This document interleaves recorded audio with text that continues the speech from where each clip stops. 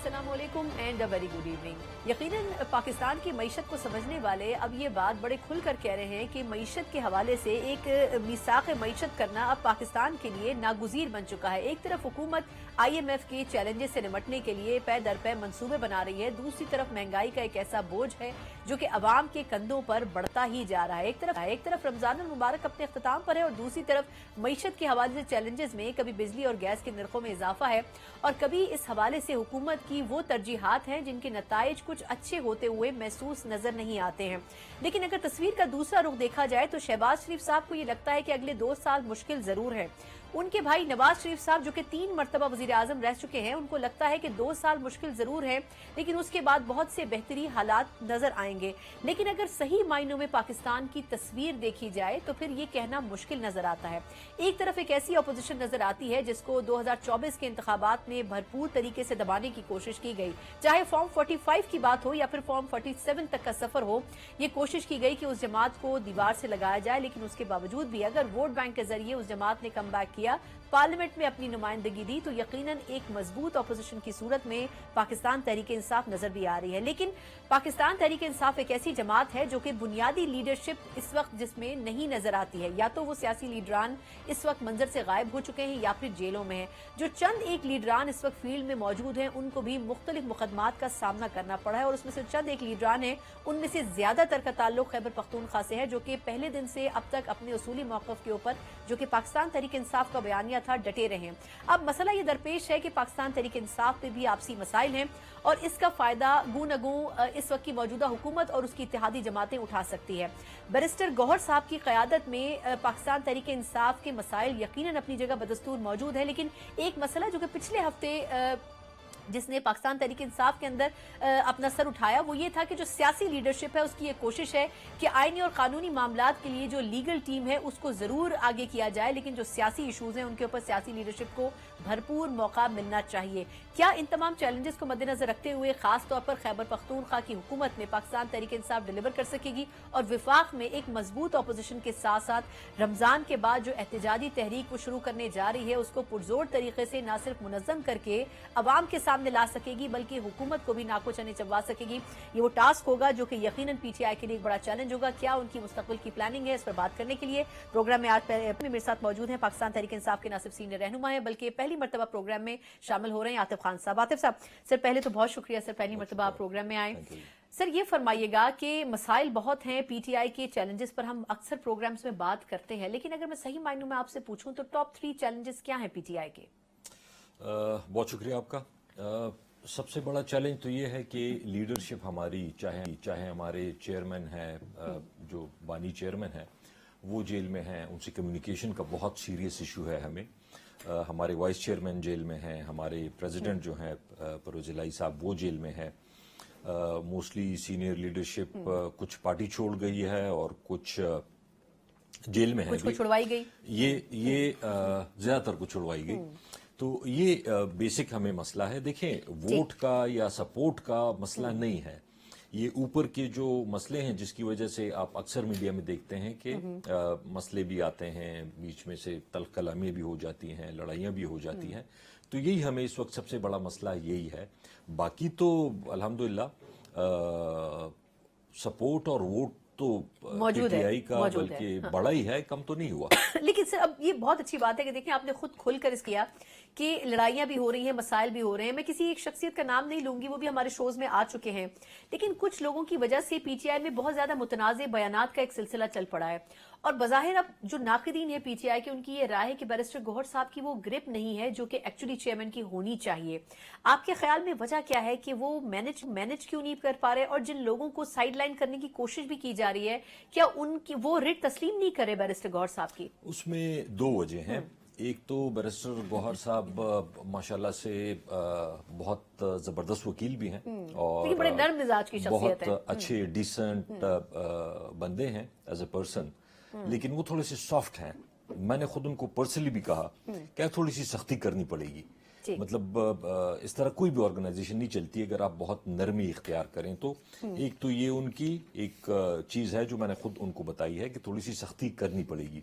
दूसरा उनका एक जो रियलिस्टिक बात है वो ये है कि पार्टी में 15 साल, 20 साल, 28 साल के लोग हैं, और बैरिस्टर गौहर साहब को तो साल हुआ था। कुछ अर्से पहले पीपल्स पार्टी का हिस्सा रहे वो। जी, तो वो जब आए पार्टी में तो इतना ज्यादा वो लोगों को जानते भी नहीं हैं, अगर जानते हैं तो इतना लोगों का पता नहीं है। मतलब देखिए, पार्टी में भी हर तरह के लोग होते हैं, कुछ नजरियाती होते हैं, कुछ टेम्पररी होते हैं, कुछ पैराशूट से उतरे हुए होते हैं, कुछ इक़्तिदार के लिए होते बिल्कुल हैं, ऐसे ही, कुछ बिल्कुल ऐसे ही। आपके साथ बिल्कुल एक सोच से चल रहे होते हैं।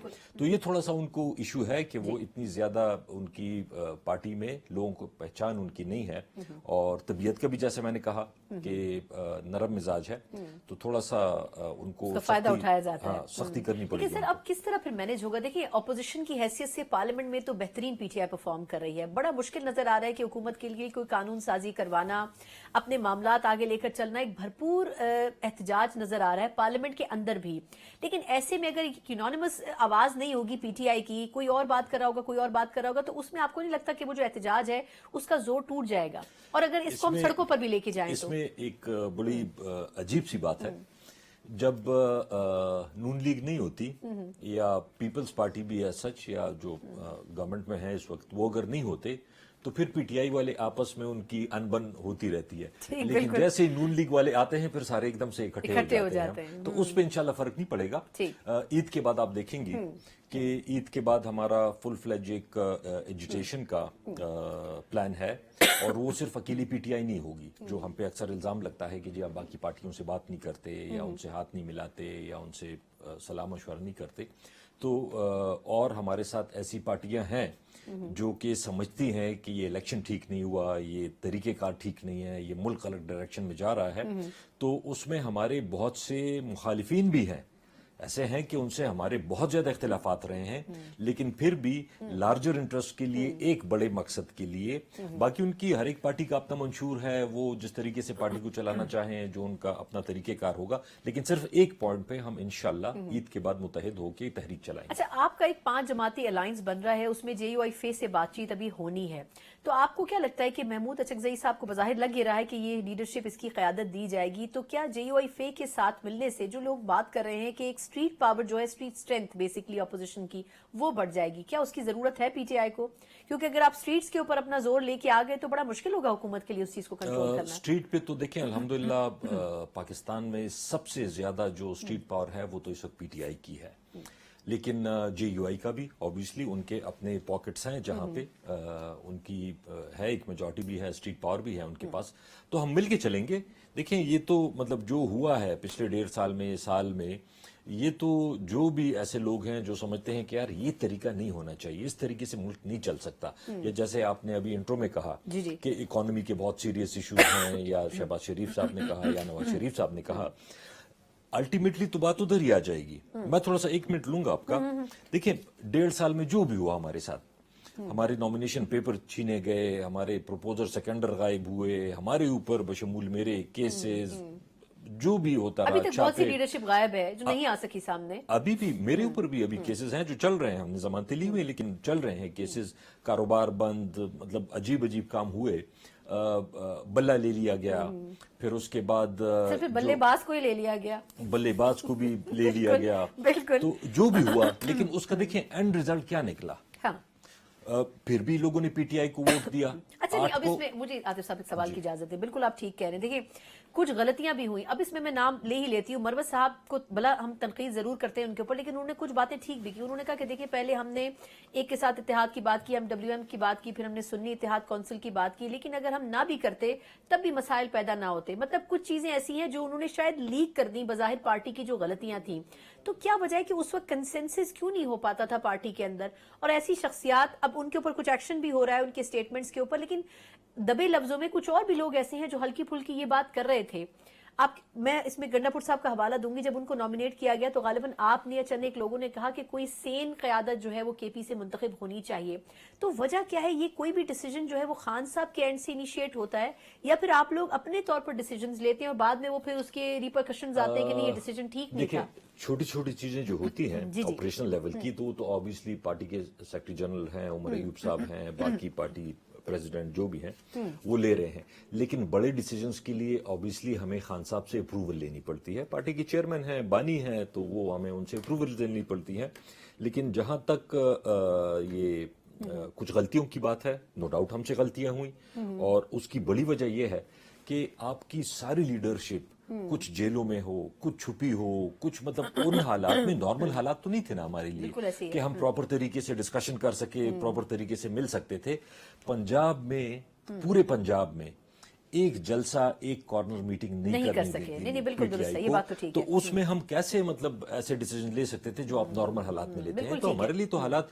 दूसरी बात जो आपने कही, अली यमीन साहब की जब नॉमिनेशन हुई तो खान साहब ने, जब गौहर साहब बाहर निकले, उन्होंने कहा कि खान साहब ने नॉमिनेट किया है, तो मैंने उसी वक्त ट्वीट की, मुबारकबाद भी दी, और मैं शायद अगले 2 दिन में उनसे मिला भी कि फुल फ्लेज सपोर्ट होगी। और क्योंकि उनकी कामयाबी हमारे लिए, अगर वो डिलीवर करते हैं, और अगर वो सूबा तो हमारा वही है ना, पार्टी तो हमारी वही लेकिन है। अगर वो इतना रिजिड स्टांस रखेंगे कि वफाक और पंजाब अपने लिमिट में रहें और इस किस्म की बातें करेंगे, तो केपी में डिलीवर, देखिए ये बात तारीख है कि खैबर पख्तूनख्वा ने तीसरी मरतबा पीटीआई को इलेक्ट किया, कभी किसी जमात के साथ उन्होंने ऐसे नहीं किया। तो किस तरह डिलीवर कर सकेगी फिर पीटीआई जब वफाक से कोऑपरेट ही नहीं करेंगे? उसमें देखें, दोनों साइडों को ये काम करना पड़ेगा। हमारी साइड से भी, चाहे अली अमीन साहब हों, उनके ऊपर रिस्पॉन्सिबिलिटी है, जाहिर बात है, पार्टी के प्रेसिडेंट भी हैं प्रोविंशियल, और पार्टी का ट्रस्ट भी है उनके ऊपर, लेकिन साथ में सूबा भी उन्होंने चलाना है। इसमें इस चीज पे मैं उनको डिफेंड करता हूं कि एज चीफ मिनिस्टर शहबाज शरीफ साहब जो भी हैं, अगर वो फॉर्म 47 में जीते हैं, 45 में हार गए हैं, 8 को हार गए थे, 9-10 को जीत गए हैं, जो भी है, लेकिन आफ्टर ऑल उन्होंने ओथ ले लिया है और वो इस वक्त प्राइम मिनिस्टर हैं। बिल्कुल। तो हमारे जो सूबे के मसाइल हैं, फॉर एग्जांपल सबसे बड़ी चीज इस वक्त हमारे लिए लॉ एंड ऑर्डर का है। आपने पिछले दिनों देखा, जो सर आपके चीफ सेक्रेटरी का मसला अभी तक हल नहीं हो सका, अभी तक चीफ सेक्रेटरी का मसला हल नहीं हुआ, आईजी का मसला हल नहीं हुआ, बिल्कुल। बजट के प्रॉब्लम्स हैं, मतलब फंड्स तो जाहिर बात है सारे सूबों को, जब टैक्स इकट्ठा होता है पहले फेडरल गवर्नमेंट में जाता है, फिर वहां से सूबों को आता है, वो हमारा बहुत बड़ा मसला है। तो वो तो हमें करना पड़ेगा विफाक से, हमें ऑब्वियसली। लेकिन इसमें एक चीज ये है कि जिस तरह शहबाज शरीफ साहब ने पहली स्पीच में मफाहमत और सारों को लेके चलना, और अगले दिन पीटीआई का एहतजाज हुआ और मरियम साहब को बुरा लगा, साहिबा को बुरा लगा, उन्होंने सारों को पकड़ के जेल में डाल दिया। तो देखिए, इस तरह नहीं होगा। अगर आप ये समझते हैं हमारी जायज डिमांड्स हैं कि इलेक्शन पे एतराजात हैं, और वो हमें नहीं है सिर्फ, उनके जो एलाइज थे बहुत सी पॉलिटिकल पार्टीज को हैं, इंटरनेशनल। तो आप कोर्ट गए हुए ना, अभी ये चीजें, अभी मामला कंप्लीट तो नहीं हुए ना, फॉर्म 45 से 47 अभी तक डिसाइड नहीं हो सके। कोर्ट का देखें, कोर्ट पे जजों ने खुद बोल दिया है, जजों ने खुद बोल दिया कि जो हमारे ऊपर प्रेशर है इमरान खान साहब के केसेस के लिए, नाम उन्होंने बाकायदा लिया, मतलब 6 हाई कोर्ट के जजेस, सिटिंग जजेस, और लिख के उन्होंने कोई चीज दी, तो इसका मतलब है कुछ तो है ना। लेकिन सर, और अगर वो कुछ बंदियाल साहब का भी हवाला दिया ना, माजरत ये भी इसमें मैं ऐड करूंगी कि उन्होंने उस दौर का भी हवाला दिया। लेकिन खैर, अब ये तो पूरी फहरिस्त है, साकिब निसार साहब हो गए, ये माजी में हमेशा से होता रहा है कि जजेस पर असरअंदाज हुई है सिक्योरिटी एजेंसी। फर्क देख लें, देखें, असरअंदाज हुई है, लेकिन पहले क्या होता था, कुछ अरसे बाद जब रिटायर हो जाते थे जजेस, पता नहीं कितने अरसे बाद उनको जमीर जागता था और फिर कहते थे कि जी मेरे ऊपर वो फलाने टाइम में रिटायर होने के बाद। लेकिन इस दफा तो अजीब बात यह है कि 6 जजेस हैं, हाजिर सर्विस जजेस हैं, और वो ये कह रहे हैं, तो इसको आप उससे कंपेयर नहीं कर सकते। ये बहुत सीरियस मैटर है। एक तब्दीली की फिजा जरूर चलिए। अच्छा सर, वक्त बहुत कम है, लेकिन सवाल कुछ मेरे बाकी हैं। एक तो ये बताइएगा कि अब तोशा खाना के हवाले से एक बहुत बड़ी डेवलपमेंट थी कि खान साहब और उनकी जो एहलिया थी, उनको जमानत पर रिहाई का फैसला आया इस्लामाबाद हाई कोर्ट का। ये अलग बात है कि अभी उसमें बहुत से स्टेप्स बाकी हैं, लेकिन अब साइफर में भी इस किस्म की वाइब्स आ रही हैं कि बज़ाहिर जो रिमार्क्स आ रहे हैं उससे लगता है कि कोर्ट मुतमईन नहीं है उन सजाओं से। तो क्या कोई रिलीफ की गुंजाइश पैदा हो रही है, या टेक्निकल बुनियादों के ऊपर ही अब आहिस्ता आहिस्ता नैब पीछे हट रही है आपके ख्याल में? देखिए, उसमें तो साफ बात यह है क्योंकि इलेक्शन से पहले 14-14 साल की कैद की सजा और इस किस्म के डिसीजन जो रातों रात हुए, जब ये 6 जजों ने लिख के दे दिया है, तो वो तो अभी सारे पाकिस्तान को पता चल गया है कि ये फैसले कहाँ से हुए हैं, क्यों हुए हैं, उसमें तो प्रॉब्लम्स हैं ना, मतलब वो तो हर एक आदमी यही कहता है। लेकिन जो तोशाखाना का केस है, अब यही तोशाखाना है, यही कानून है। कोई गाड़ियां लेके गए हुए हैं, उसका कोई हिसाब किताब नहीं है। किसी ने कानूनी तौर पे गाड़ी भेज दी, उसको आपने अंदर जेल में डाल दिया, सजा सुना दी। तो ये इंशाल्लाह हमें ये उम्मीद है کہ جب صحیح طریقے سے یہ کیسز چلیں گے اور جب یہ پریشر نہیں ہوگا اور ججز اپنے طور پہ فیصلے کریں گے انشاءاللہ، تو پرسوں میں جب خان صاحب کی تاریخ ہوتی ہے تو میں جاتا ہوں وہاں پہ کورٹ میں، بہت زبردست نئی بلڈنگ بنی ہے اسلام آباد ہائی کورٹ کی، تو باہر میڈیا والے تھے، تو میں نے کہا بلڈنگ تو بہت زبردست بن گئی ہے، اللہ کرے کہ لوگوں کو انصاف ملنا شروع ہو جائے. تو یہ چیز ہے، انصاف ملنا شروع ہو جائے گا تو عمران خان کے کیسز انشاءاللہ حل ہو جائیں گے. بالکل ٹھیک سر، بہت سے سوال باقی ہیں لیکن وقت کا بالکل پتہ نہیں چلا اس سیگمنٹ کا. بہت بہت شکریہ عاطف خان صاحب، پاکستان صاف کے سینئر رہنما. یقیناً امید کی کرن اب بھی پی ٹی آئی کے لیے باقی ہے، لیکن شروعات اگر عدالتوں سے ہو تو یقیناً پھر انصاف کا بول بالا ہوتا ہوا نظر بھی آئے گا. ایک مختصر وقفہ، اس کے بعد ہم بات کریں گے کہ پاکستان کی معیشت کو چیلنجز اپنی جگہ تو موجود ہے، لیکن پھر بھی بلومبرگ اور ورلڈ بینک جیسے ادارے یہ بات کر رہے ہیں کہ ایک سال کے اندر معیشت میں کچھ بہتری کے آثار آ سکتے ہیں. آخر یہ قیاس کس بنیاد کے اوپر کیا جا رہا ہے، اس پر ہم معیشت دانوں کے زبانی ان کا احوال جانیں گے کہ آخر کن نکات کے اوپر یہ بات کی جا رہی ہے. ایک مختصر وقفے کے بعد بریک کے بعد ایک بار پھر آپ کو خوش آمدید کہتے ہیں. ایک طرف لوگ مہنگائی کا رونا رو رہے ہیں، دوسری طرف حکومت میں چاہے وزیر اعظم ہو یا وزیر اعظم صاحب کے بھائی ہوں یعنی کہ نواز شریف صاحب ہوں، سابقہ وزیر اعظم ہوں، ان کا یہ کہنا ہے کہ حکومت کے لیے اگلے 2 سال بڑے مشکل ہیں، لیکن اس کے بعد آسودگی ہی آسودگی ہوگی. کیا واقعی یہ آسودگی کے دن 2 سال کے بعد آنا شروع ہو جائیں گے اور کیا عوام کے لیے ریلیف کی گنجائش پیدا ہوگی؟ ابھی عوام اس کے اوپر یقین نہیں کر سکے، لیکن ہم نے دیکھا کہ بلومبرگ اور ورلڈ بینک جیسے ادارے حکومت کی مدد کو سامنے آئے ہیں اور ان کی طرف سے یہ کہا جا رہا ہے کہ جو معاشی اشاریے ہیں وہ یہ ثابت کرتے ہیں کہ 1 سال کے بعد پاکستان کی معیشت میں بہتری کے آثار نظر آنے شروع ہو جائیں گے اور مہنگائی میں کم از کم 11% جو کمی ہے وہ متوقع نظر آتی ہے. یہ الگ بات ہے کہ پاکستان کو آئندہ 5 برسوں میں $120 ارب کے بیرونی قرضوں کی ضرورت پڑے گی، لیکن ان قرضوں کے ساتھ ساتھ حکومت اپنی معیشت کو بہتر کرنے کے لیے جن پالیسیز کے اوپر کام کر رہی ہے، اگر 1 سال کے اندر اس میں کامیابی مل جاتی ہے تو پھر یقیناً یہ پاکستان کی حکومت کے لیے ایک بہت بڑا ریلیف ہوگا جو کہ عوام کے لیے پیدا کیا جا سکتا ہے. ایک طرف IMF کی کڑی شرائط ہے اور اس میں بڑھتی ہوئی مہنگائی کا طوفان ہے، لیکن دوسری طرف اگر بلومبرگ اور ورلڈ بینک جیسے ادارے یہ بات کرنے پر مجبور ہیں کہ معیشت میں بہتری کے آثار نظر آئیں گے تو یقیناً اس میں کریڈٹ صرف نون لیگ کو ہی نہیں بلکہ ان کی اتحادی جماعت پاکستان پیپلز پارٹی کو بھی جائے گا، کیونکہ اس مشکل وقت میں جس واحد جماعت نے مسلم لیگ نون کا ساتھ دیا ہے وہ پاکستان پیپلز پارٹی ہے. حکومت کے مشکل اور سخت فیصلوں میں بھی ان کے ساتھ تعاون کر رہے ہیں اور اس کے ساتھ ساتھ ان تمام فیصلوں کی ایگزیکیوشن میں بھی اور ان کے اثرات کو سمجھتے ہوئے بھی ان جو فیصلے ہیں ان کو انڈورس کر رہی ہے. اسی معاملے پر بات کرنے کے لیے ہمارے ساتھ پاکستان پیپلز پارٹی سینئر رہنما اور سابق وفاقی وزیر نوید قمر صاحب موجود ہیں. نوید صاحب سر بہت شکریہ آپ کے قیمتی وقت کے لیے. سر یہ فرمائیے گا کہ ایک طرف ہم یہ بات کر رہے ہیں کہ ملک میں مہنگائی کا طوفان ہے اور حکومت کے لیے 5 سال گزارنا بڑا مشکل ہے، دوسری طرف سر ورلڈ بینک اور بلومبرگ جیسے ادارے یہ رپورٹس دے رہے ہیں کہ یہ مسائل صرف 1 سال ہی ہوں گے، 1 سال کے بعد کچھ بہتری نظر آنی شروع ہو جائے گی. آپ کو لگتا ہے سر یہ اتنا آسان ہے جو کچھ کہا جا رہا ہے؟ اب سوال یہ ہے کہ آیا ہم جو ہے سرجری کرنے کے لیے تیار ہے، مریض ٹیبل پہ پڑا ہوا ہے، ہم نے جو ہے یہی فیصلہ کرنا ہوتا ہے کہ اس کو ایسے ہی تھوڑی سی گولی دے کے اور کام چلا لیں یا باقاعدہ کوئی اس پہ آپریشن کریں اور مریض کو بہتر کریں. تو انیویٹیبلی اگر ڈاکٹر یہ کہہ رہا ہے کہ آپ آپریشن ضروری ہے تو پھر آپ کو کرنا پڑے گا.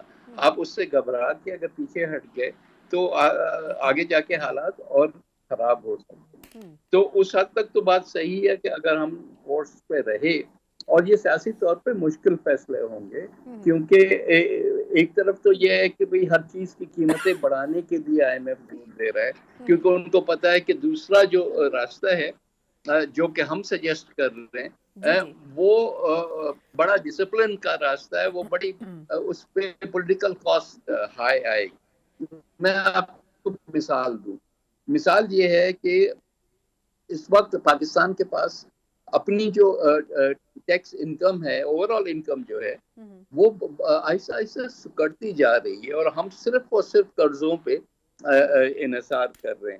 اور قرضے آپ کو بھی پتا ہے کہ ایک حد تک ہی آپ لے سکتے ہیں نا. اس وقت ہمارا بجٹ کا 55% یا اسے بھی زیادہ جو ہے وہ قرضوں کے سود کی ادائیگی کے لیے جاتا ہے، تو صرف 45% ہے جس میں ہماری فوج بھی چل رہی ہے اور باقی گورنمنٹ بھی چل رہی ہے، پینشن کی ہیں وغیرہ. تو اگر ہم اپنی انکم بڑھائیں گے نہیں، اور انکم بڑھانے کے لیے آپ نے ٹیکسیشن میجرز لینے ہوں گے جو کہ ان سیکٹرز کو ہٹ کرتے ہیں جو کہ ہماری پولیٹیکل بیسز ہیں. वो मुस्लिम लीग नून की अलग बेस है, पीपल्स पार्टी की अलग है, बाकी लोगों की भी है। तो उन सबको जो है इसमें हिस्सा डालना होगा।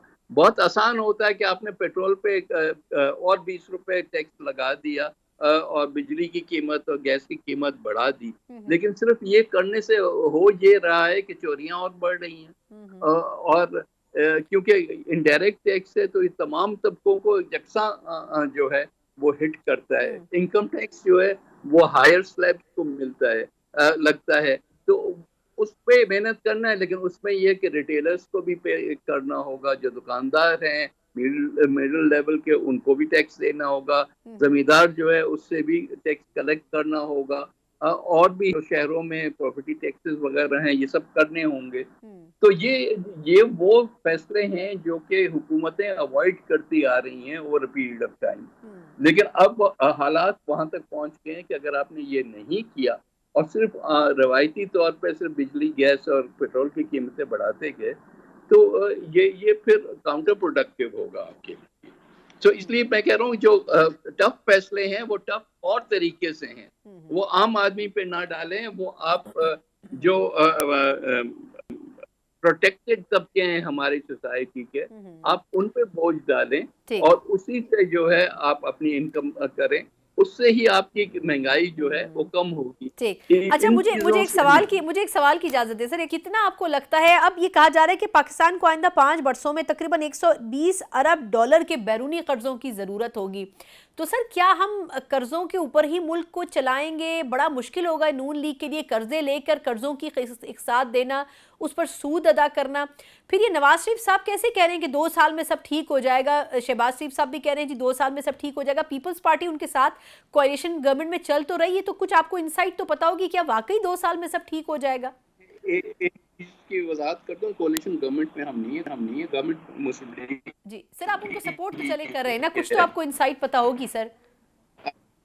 लेकिन हम उनको जरूर, क्योंकि मुल्क को इस वक्त जरूरत है, हम नहीं एक और कॉन्स्टिट्यूशनल क्राइसिस नहीं पैदा कर सकते। लेकिन हैविंग सेड दैट, बात सारी ये है कि आपको अगर तो आपने ये मुश्किल फैसले किए, तो फिर आपके पास एक चांस है कि आप इन इश्यूज को सर्कमवेंट कर सकें। देखिए सारी चीजें सर्कुलर उस पर आ जाती हैं कि आपकी इन्फ्लेशन हाई है, तो आप कॉस्ट ऑफ प्रोडक्शन और बढ़ाते जा रहे हैं, और इन्फ्लेशन कम करेंगे तो आपकी जो इंटरेस्ट रेट्स हैं वो कम होंगे, इंटरेस्ट रेट्स कम होंगे तो आपकी इकोनॉमी में और ज्यादा कोई तेजी आएगी। तो ये सारी चीजें जो है वो यहीं से स्टार्ट होती हैं। अपनी इनकम बढ़ाएं, अपने कर्जों पे निसाब कम करें, और जो बैरूनी कर्जों की बात आप कर रही हैं वो तब होगा जब आपकी एक्सपोर्ट्स बढ़ेंगी, और एक्सपोर्ट्स तब बढ़ेंगी जब आपकी एक्सपोर्ट जो है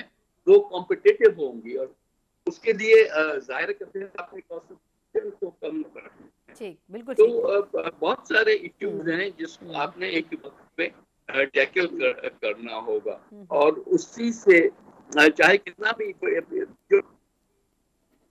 ठीक, बिल्कुल ठीक। बहुत बहुत शुक्रिया नवीद कमर साहब, साबिक वफाकी वज़ीर और पीपल्स पार्टी के सीनियर रहनुमा। यकीनन इस वक्त की हुकूमत के लिए मसाइल तो हैं, लेकिन उनको हल करने के लिए कुछ ना कुछ फ्लोर प्लान भी नज़र आता है। अगर उस प्लान के ऊपर सही मायनों में अमल दरामद हो सके तो जो दावा किया जा रहा है उस दावे के ऊपर अमल दरामद होता हुआ शायद नज़र आ सकता है, लेकिन उसमें कितने रुकावटें दरपेश होंगी इसके ऊपर ज़रा डिटेल में बात करेंगे एक मुख्तसर वक्फे के बाद।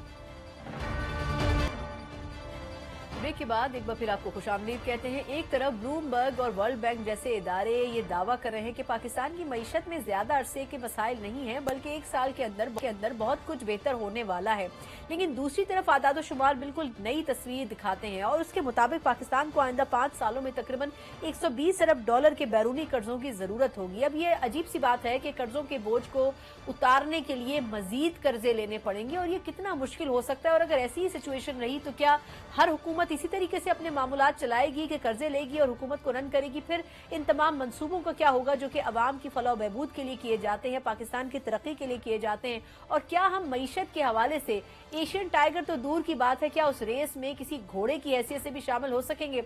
ये वो तमाम इंपॉर्टेंट इशूज हैं जिनके ऊपर हुकूमत को सोचने की जरूरत है। लेकिन डेटा क्या कहता है, इसी के ऊपर बात करने के लिए प्रोग्राम के साथ मौजूद है सीनियर सहाफी और तजज़ियाकार मेहताब हैदर साहब। मेहताब साहब से बहुत शुक्रिया आपके कीमती वक्त के लिए। सर, आपने स्टोरी फाइल की थी कि पाकिस्तान को अगले 5 सालों में तकरीबन 120 अरब डॉलर चाहिए बैरूनी कर्जों के हवाले से। सर, ये क्या स्टोरी है? मतलब हम कर्जे उतारने के लिए फिर कर्जा ले रहे हैं, फिर कर्जे उतारने के लिए फिर कर्जा ले रहे हैं, तो इस तरह तो ये साइकिल एक विशियस साइकिल बन जाएगा हमारे लिए।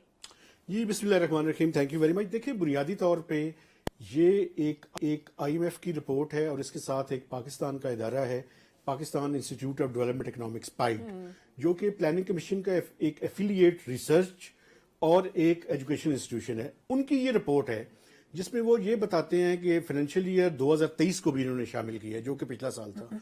तो ये साल और अगले 2027 तक 28 तक, इन 4 सालों 5 सालों के अंदर पाकिस्तान की जो डेट सर्विसिंग की रिक्वायरमेंट्स हैं, इंक्लूडिंग करंट अकाउंट डेफिसिट, वो कोई 120 अरब डॉलर के लगभग है। इसमें ज्यादा आपको पता है कि हमारे जो एक्सटर्नल डेट की सर्विसिंग, यानी उसमें उसका मार्कअप और प्रिंसिपल अमाउंट है, वो रिक्वायरमेंट है।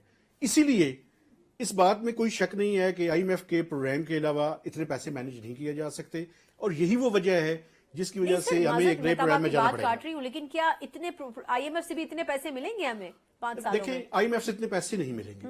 होगा ये कि जब IMF की बैकिंग होती है तो उसके बाद आपके मल्टीलैटरल्स, बायलैटरल्स और रोल ओवर्स लेने में परसेप्शन बिल्डिंग आपकी बेहतर हो जाएगी। बेसिकली IMF की थपकी से ये होता है कि वो एक इकोनॉमिक हेल्थ का आपको देते हैं कि IMF पीछे खड़ा है, IMF का प्रोग्राम है, ये मुल्क डिफॉल्ट नहीं कर रहा। तो उसके बाद मल्टीलैटरल्स और बायलैटरल्स भी आपको देते हैं। मैं आपको एक मिसाल देता हूं, जब हम चाइना या सऊदी अरब के पास भी जाते हैं तो वो हमें यही कहते हैं कि आप IMF के प्रोग्राम में जाएं, तो उसके बाद हम आपकी मदद करने के लिए तैयार हैं। तो इतने करीबी दोस्त ममालिक भी हमें ये कह रहे होते हैं कि आप IMF के उसके अंदर फोल्ड के अंदर जाएं, तो उसके बाद आपको पैसे देंगे। अच्छा, ये अब जिस तरह कुछ हमारे जो मईशतदान है उनकी ये राय है कि मीसाक मईशत अब बड़ा जरूरी हो गया है, इसके ऊपर मेरा ख्याल है पिछले 1 साल से बात हो रही थी, लेकिन एक मुझे क्विकली जरा इसके ऊपर बता दें कि क्या आपको लगता है कि मीसाक मईशत के हवाले से ये गवर्नमेंट भी और एस्टेब्लिशमेंट भी कोई कोशिश कर रहे हैं? क्योंकि इस वक्त जो पॉलिटिकल सिनेरियो है इसको देखें तो हुकूमत को अपोजिशन बज़ाहिर चलता हुआ देखना नहीं चाहती है। वो चाहते हैं कि इनको जैम कर दिया जाए एहतजाज की सूरत में और पार्लियामेंट के अंदर भी मसाइल पैदा करने की सूरत में। तो फिर आपको किस तरह मैनेज होता हुआ लग रहा है इकोनॉमी के मसाइल? इकोनॉमी में मैं समझता हूँ जी कि मिसाक की जमहूरियत की तो मुझे कोई नजर नहीं आ रहा। एक और इदारा SIFC के थ्रू मिसाक मईशत की बात कर रही हूँ। जी, मैं उसी की बात, मिसाक मईशत के हवाले से मुझे नहीं लगता कि कोई बड़ी डेवलपमेंट यानी PTI के साथ मिलकर हो रही है, लेकिन SIFC एक ऐसा फोरम है कि जहां पे कोशिश की जा रही है कि चीजों को सिंक्रोनाइज किया जाए और कोई मेजर इन्वेस्टमेंट लाई जाए, खासकर मिनरल्स के अंदर और पावर सेक्टर के अंदर और बाकी जितने भी एग्रीकल्चर है फॉर इंस्टेंस। इसके अलावा कुछ प्राइवेटाइजेशन के ऊपर भी आगे बढ़ा जाए, जिसमें PIA भी है, आउटसोर्सिंग ऑफ एयरपोर्ट्स भी है। तो वहां पे जो डिसीजन मेकिंग है उसको एक्सेलरेट करने की जो है वो कोशिशें जा रही हैं। लेकिन मैं आपको एक बात बताऊं, मैं समझता हूं कि मिसाक के जो मईशत है उससे पहले मैं पहले भी ये बात कर चुका हूं कि हमें एक चार्टर ऑफ सर्टेनिटी की जरूरत है। एक इस मुल्क के अंदर सर्टेनिटी आए, एक यकीनी की सूरत हाल पैदा हो, उसके नतीजे में आप देखेंगे बेहतरी आएगी। आपके ख्याल में सर्टेनिटी यानी पॉलिटिकल सर्टेनिटी की बात करें, अब तो इलेक्शन हो गए ना, वो सर्टेनिटी तो मौजूद है। मेरा स्टॉक एक्सचेंज में आज हमने देखा रिकॉर्ड पॉइंट्स के ऊपर तकरीबन 68,000 के करीब हो गया है। तो आई थिंक ये तो एक पॉजिटिव अप्रोच है जो कि आज पैदा हुई है आहिस्ता आहिस्ता। देखिए, स्टॉक एक्सचेंज का बुनियादी मसला ये है कि जब IMF का प्रोग्राम होता है तो वहां पे भी सर्टेनिटी चाहिए, तो सर्टेनिटी के नतीजे में वहां पे बेहतरी आई है। लेकिन इसको कंसोलिडेट करने की जरूरत है, और वो कैसे होगा? सबसे इंपॉर्टेंट बात यह है कि अगला IMF का प्रोग्राम हम किस तरह से उसको करने में कामयाब होते हैं। वो 3 से 4 साल का प्रोग्राम होगा और वो सबसे ज्यादा इंपॉर्टेंट है मईशत की बेहतरी की सिमत होता है। अच्छा, वो कैसे होगा? मैं आपसे जिमनी सवाल आता ना साथ साथ करती हूँ। IMF का प्रोग्राम कैसे होगा? मुझे तो लगता है कि एक मुतालबात की एक लंबी फहरिस्त होगी जो दी जाएगी, उसमें मजीद बिजली गैस के निर्ख, पेट्रोल की मसनूआत के निर्ख, महंगाई में इजाफा, ये तो IMF के बुनियादी मुतालबात में शामिल होती हैं चीजें। देखिए, IMF का one shoe fits for all वाली पॉलिसी होती है। वो कहते हैं जी टाइट मॉनिटरी और टाइट फिस्कल पॉलिसी। मतलब क्या है कि टैक्सेस बढ़ाएं और दूसरी तरफ इंटरेस्ट रेट को ऊपर लेके जाएं, मकसद क्या है इसका? मकसद ये है कि आपकी इकोनॉमी स्टेबलाइज हो, स्लो डाउन होगी तो स्टेबलाइज होगी। अब हमारे लिए क्या चैलेंज है और हमारे जो निगोशिएटर्स हैं उनके लिए क्या चैलेंज है? चैलेंज ये है कि आईएमएफ की कोशिश ये होगी, चूंकि ट्रस्ट डेफिसिट भी है, कि फ्रंट लोडेड प्रोग्राम करें। अगर 3 या 4 साल का प्रोग्राम है तो पहले साल में मैक्सिमम कंडीशनलिटीज लगाएं। हमारी कोशिश ये होगी कि हम स्टैगर करके उसको करें, कि हम ग्रेजुअली जो है वो सारी शराइत पे अमल दरामद करें। फ्रंट लोडिंग ना हो, बल्कि उन शराइत को ग्रेजुअली हम उस पर अमल दरामद करें, और यही मेजर चैलेंज होगा। एक बात मैं आपको बताऊं, पीटीआई की जो सबसे बड़ी गलती थी, एक तो आईएमएफ का प्रोग्राम डिले किया था उन्होंने, और दूसरा ये हुआ था कि प्रोग्राम का डिजाइन गलत था। इस हुकूमत का मेजर चैलेंज ये होगा कि ये प्रोग्राम इस तरह का करें कि जिस प्रोग्राम के तहत आईएमएफ का प्रोग्राम स्टैगर करके किया जाए, कम से कम मिडिल क्लास पे बोझ आए, ताकि ये ना हो कि लोग उन चीजों को बर्दाश्त ही ना कर सके। ये सबसे बड़ा मेजर चैलेंज है इस टाइम। अच्छा, ये बताएं कि चले ये गवर्नमेंट कर तो रही है, लेकिन अब आपने जिस तरह भी इंटरेस्ट रेट का हवाला दिया, महंगाई का हवाला दिया, अभी पिछले चंद माह में महंगाई जो थी वो अपने एक्सट्रीम हाई उस पे नंबर्स पे थी। एवरेज तो ओवरऑल अगर देखें साल की तो वो 20s में आती है, लेकिन अभी चंद पिछले माह में 30s पे चली गई थी। दूसरा, इंटरेस्ट रेट एक बड़ा मसला है। इसके ऊपर कई इकोनॉमिस्ट ये बात करें कि जी इंटरेस्ट रेट आपने इतना हाई किया हुआ है, जो शरह सूद है, कि लोग ना इन्वेस्टमेंट कर सकते हैं, ना लोग कोई लोन पर कुछ ले सकते हैं, ना कारोबार कर सकते हैं। इतने इंटरेस्ट रेट पे कुछ भी नहीं हो सकता। तो गवर्नमेंट को कुछ स्टेप्स नहीं लेने चाहिए कि लोगों को इनकरेज किया जाए कि इन्वेस्ट करें? देखिए, बुनियादी तौर पे हुकूमत का काम सूबों के साथ मिलकर ये है कि अपनी सप्लाई साइड की जो कंस्ट्रेंट्स हैं, खासकर फूड इन्फ्लेशन की, उसको स्ट्रीमलाइन किया जाए और इन्फ्लेशन जो है वो नीचे आए। इन्फ्लेशन जब नीचे आएगी तो अभी इसलिए देखें ना, अगर आप अभी रिसेंटली देखें तो मार्च के जो नंबर्स आए हैं अप्रैल में, उसमें इन्फ्लेशन थोड़ी सी कम होती हुई नजर आई है। लेकिन अगर फरवरी से मार्च का कंपैरिजन देखें तो उसमें 1.7% बढ़ी है। तो बुनियादी तौर पे ये है कि इन्फ्लेशन को कम करें। जब इन्फ्लेशन कम होगी, उसके नतीजे में इंटरेस्ट रेट कम होंगे, और अभी ये हालात पैदा हो रहे हैं कि अगला जो मॉनेटरी पॉलिसी है उसमें शायद थोड़ी सी इंटरेस्ट रेट के अंदर जो है वो कमी आए। लेकिन इसमें स्टेट बैंक ऑफ पाकिस्तान का रोल है, क्योंकि फिर मैं पीटीआई की बात करूंगा, उनके जमाने में एक लॉ बन गया था स्टेट बैंक ऑफ पाकिस्तान का, जिसमें उनको ऑटोनॉमी दी गई है। तो जो मॉनेटरी पॉलिसी कमेटी है उसने अपनी अगली मीटिंग में ये तय करना है कि इंटरेस्ट रेट नीचे आए या बरकरार रखा जाए। लेकिन आपकी ये बात ठीक है, मैं समझता हूँ फेडरल गवर्नमेंट का सबसे बड़ा चैलेंज ये है, अगर आप जितने रेवेन्यूज जमा करते हैं वो सारे के सारे सूद की अदायगी के लिए इस्तेमाल हो जाते हैं, और defence, development, running of government, pension, salaries, subsidies, ये सब कुछ कर्जा लेके हासिल किया जा रहा है। तो फिर तो ये मतलब मामलात बड़े मुश्किल होते हैं ना गवर्नमेंट के लिए। अच्छा, फिर अब ये आपने जो सिचुएशन बताई, इतनी वर्स्ट सिचुएशन अगर है कि हम कर्जों पर मुल्क को चला रहे हैं, अगर आसान जुबान में कहें, तो फिर ये ब्लूमबर्ग और वर्ल्ड बैंक क्यों कह रहे हैं कि जी अगले साल से जो है दूध की नहरें बहने लगेंगी पाकिस्तान में, मतलब सब कुछ अच्छा हो जाएगा या अच्छे की तरफ जाएगा? वो आखिर किस क्राइटेरिया के तहत ये बात कर रहे हैं? देखिए, मैं आपको एक बात बताऊं, बिल्कुल उनकी वो जो रिपोर्ट आई है मैंने देखी है, मैं खुद भी वहां पे मौजूद था जब उसकी लॉन्च हुई है। इशू ये है कि जब आपका एक बेस हायर हो तो उससे अगले साल के मुकाबले में आप 3-4 सालों में देखें, पाकिस्तान की हिस्ट्री में इस तरह की इन्फ्लेशन नहीं रही। जब आपका बेस ज्यादा हो तो फिर उस पे उसके फिगर्स जो है वो अगले साल 15% भी आता है। 15% इन्फ्लेशन कोई थोड़ी इन्फ्लेशन नहीं है। बुनियादी तौर पे हमें क्या चाहिए? हमें करना यह है कि इन्फ्लेशन को कम करना है और जीडीपी ग्रोथ को सस्टेनेबल लेवल पे 3 और 3 से ज्यादा पे लेके जाना है। चूंकि वजह क्या है? वजह बड़ी क्लियर है। ये जो आईएमएफ के, ये जो वर्ल्ड बैंक के फिगर्स है 1.8%, पाकिस्तान की पॉपुलेशन ग्रोथ 2.6% है। इसका मतलब ये है कि 40 लाख लोग न्यू एंट्रेंट्स है जॉब मार्केट में। हम पिछले 4 सालों में सिर्फ 10 लाख लोगों को नौकरियां दे रहे हैं। इसका मतलब ये है कि पिछले 4 सालों में 1 करोड़ 20 लाख लोग ऐसे हैं जो मार्केट में आए हैं लेकिन उनके लिए जॉब्स नहीं है। और मैं आपको एक और बात बताऊं, ये जॉब्स कहां पे हैं? ये छोटी मोटी बाइकिया की जॉब्स हैं। ये क्वालिटेटिव जॉब्स नहीं है। ये वो जॉब्स नहीं है कि पढ़े लिखे लोगों के लिए जो ऑलरेडी जॉब्स कर रहे हैं। आप उनकी बात कर मैं उनकी बात कर रहा हूं। वो बाइकिया की छोटी मोटी जॉब्स कर रहे हैं सर्विसेज सेक्टर के अंदर। जो लोग पढ़े लिखे हैं उनके लिए जॉब्स नहीं है। उनके लिए जॉब्स कब होंगी?